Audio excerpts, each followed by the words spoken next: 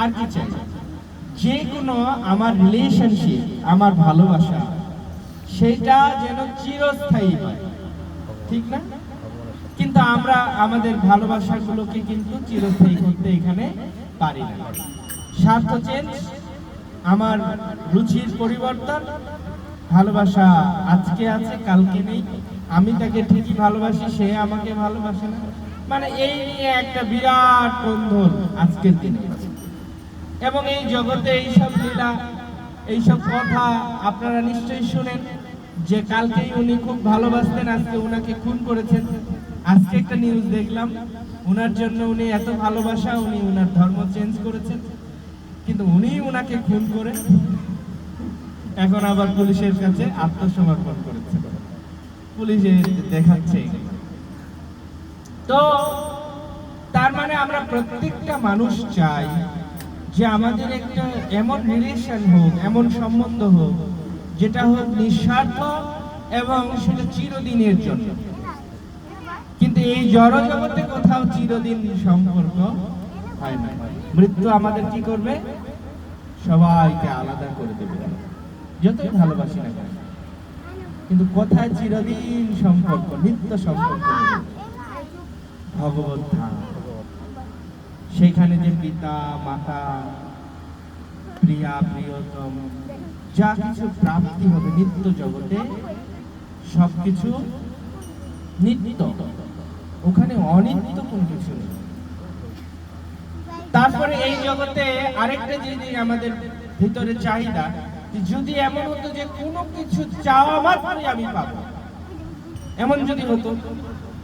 এই যে এখন প্রচন্ড গরম, যদি এরকম হতো যে মানে এখনই যদি একেবারে বরফের মতো ঠান্ডা পেতাম, একটু কেমন হতো?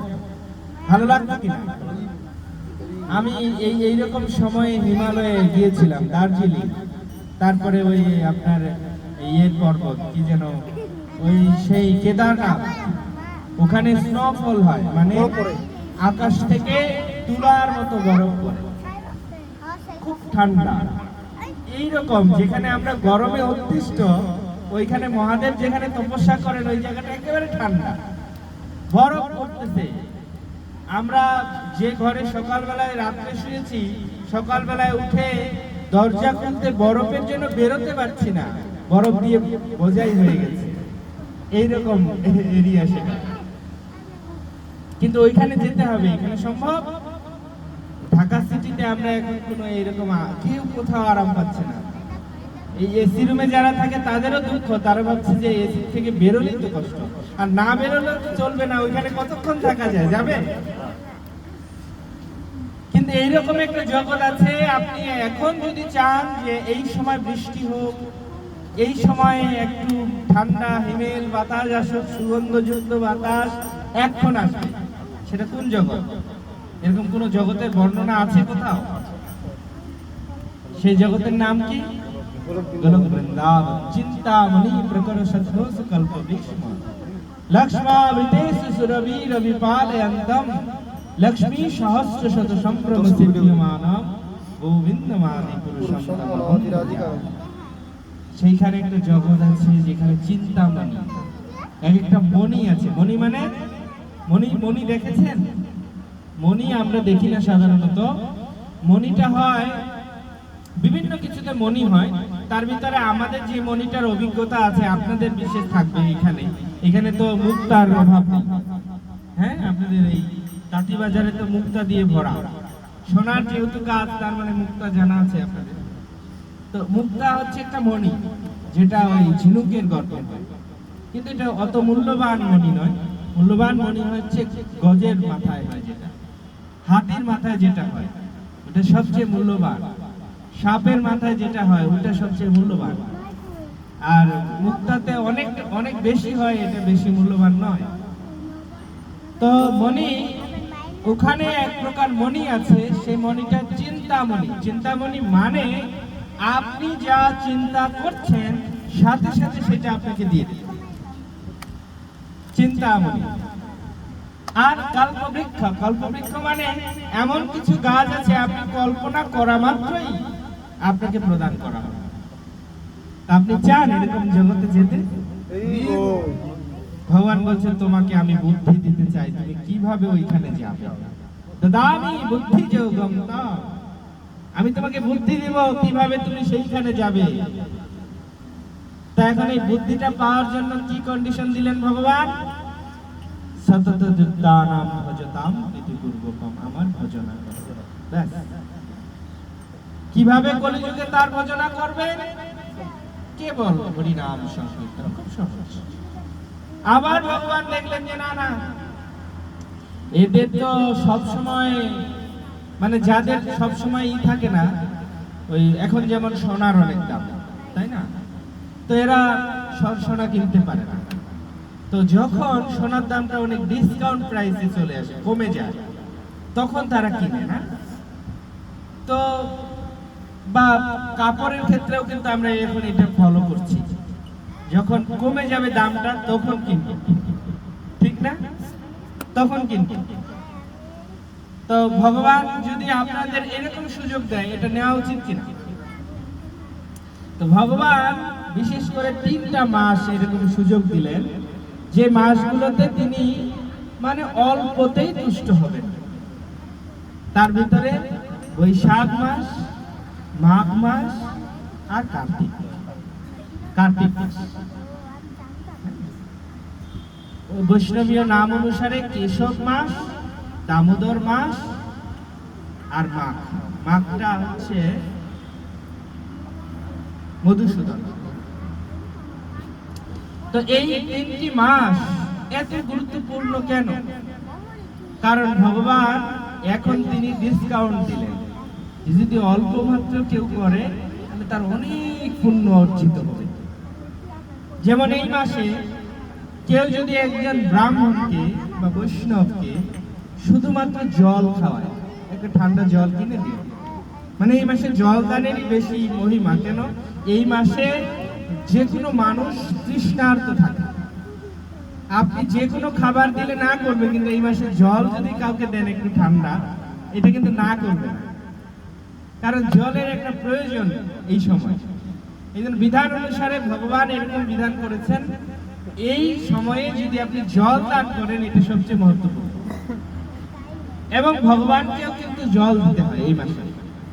নারায়ণ শিলা যদি আপনার বাড়িতে থাকে, তাহলে ওই যে একটা ছোট পাত্র, মানে ওই ধরুন একটা ঘটি ছিদ্র করে জল রেখে দিতে হবে, আর ওই পড়তে থাকবে নারায়ণ শিলার উপরে। শিবলিঙ্গের উপরেও দিতে হয়। তারপরে তুলসী মহারানী, তার নিচে সকল দেবী দেবতা সমেত পরমেশ্বর ভগবান শ্রীকৃষ্ণ এবং তার নিত্য সহচরী রাধিনী শক্তি শ্রীমতী রাধা, তারা তুলসী তলার মধ্যে শাস্ত্রে আছে। তো তার মানে আপনি যদি তুলসীতে একটা ধারা দেন, ধারা মানে জলের ধারা, ধারা মানে যেটা কন্টিনিউয়াসলি জল করতে থাকবে, এইরকম একটা জলের ধারা দিতে পারেন, তাহলে এই পুরো বৈশাখ মাস ব্যাপী যদি আপনি জলের ধারা দেন, ভগবান বলেন কেবল মাত্র এই বৈশাখ মাসের ফলেই সে ব্যক্তি মুক্ত হয়ে যেতে পারবে, ভগবত ধাম প্রাপ্তি হতে পারবে। এত বড় সুযোগ হাতছাড়া করা যায়? হ্যাঁ, হাতছাড়া করা যায় না। তো সেই জন্য ভগবত ধামে আমাদের যেতে হবে, হরিনাম করতে হবে, ভগবত ভজন করতে হবে। হ্যাঁ, আর এই জড়জগতের যেগুলো জিনিস, সেগুলো আমাদেরকে পরিত্যাগ করতে হবে। আজকে আমাদের মন্দিরে রাধেশ্যাম প্রভু এসেছেন। উনি ইস্কনের একজন খুব বিজ্ঞ ব্যক্তিত্ব। উনি শাস্ত্রে খুব বিশাল পণ্ডিত। সারা বিশ্বব্যাপী ইয়তদেরকে উনি কৃষ্ণ ভাবনামৃত আনার জন্য খুবই এক্সপার্ট একজন ব্যক্তিত্ব। উনি আজকে আমাদেরকে বোঝাচ্ছিলেন খুব সুন্দরভাবে যে আপনি যদি জড়জগতের জিনিসগুলো গ্রহণ করেন, যেমন ধরুন নেশা, এখন এটা সবাই নেশার দিকে ঝুঁকছে। তো নেশা যদি আপনি খান, প্রথমত লস হচ্ছে আপনার টাকা দিয়ে নেশাটা কিনতে হবে। দ্বিতীয় লসটা কি? খাবার পর এটা আপনার লাংসকে ইফেক্ট করবে, ক্যান্সার হবে না? তৃতীয় লসটা কি? ওইটা আপনাকে ডাক্তারের বিল দিতে হবে। আর চতুর্থ লসটা কি? চতুর্থ লসটা হচ্ছে পুলিশ। যদি আপনি এই ধরনের অবৈধ কর্ম করেন, আপনাকে সরকারের আইনের অন্তর্ভুক্ত হতে পারে। তাহলে একটা নেশা যে জিনিসটা, কেবলমাত্র সেইটা করা শুরু মনস্থির করা মাত্রই আপনার শুধু লস আর লস। টাকা দিয়ে আপনি এটা কিনলেন, শরীরে আবার ওইটা ক্যান্সার সৃষ্টি করলো, ওইটার জন্য আপনাকে ডাক্তারকে প্রচুর টাকা দিতে হলো, আবার পুলিশে ধরে নিয়ে গেল, আর আলটিমেট তো মৃত্যু আছে, কোনো লাভ নেই। তো সেই জিনিসটা যেটা কোনো লাভ নেই, সেটা আমরা কেন গ্রহণ করি? আপনারা জানেন কেন গ্রহণ করি? আমরা ভাবি যে ক্ষণিকে আমি সুখী হব, মুহূর্তে আমি ভুলে যাব, সমস্ত দুঃখ ভুলে আমি সুখী হব। কিন্তু সেই সুখ হবার পদ্ধতি যদি অন্য কোথাও থাকে, তাহলে আপনি কেন ওইটাতে যাবেন? সেই সুখী হবার পদ্ধতিটা কি? Chant Hare Krishna and be happy. Srila Prabhupada সেই সমস্ত মদারদেরকে, যারা মদের নেশায় অন্ধ হয়ে চুর হয়ে পড়ে থাকতেন, জল খেতেন না, মদ খেতেন, তারা সেই বিদেশিরা, তাদেরকে প্রভুপাদ বললেন chant Hare Krishna and be happy.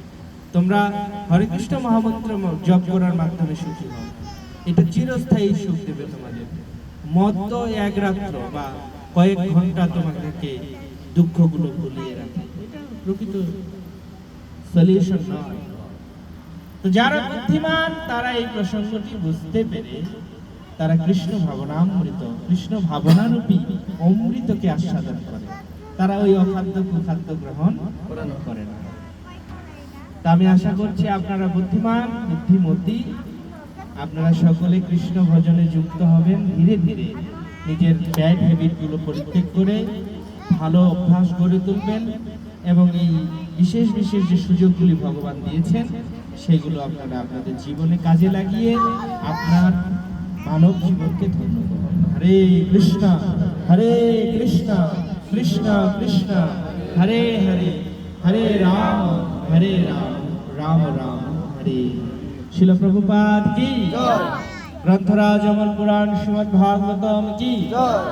Shrimad ভগবদ গীতা কি জয়। সমবেত ভক্তবৃন্দ কি জয়। অনন্ত কোটি বৈষ্ণব বৈষ্ণব সেবা মহামহোৎসব কি জয়।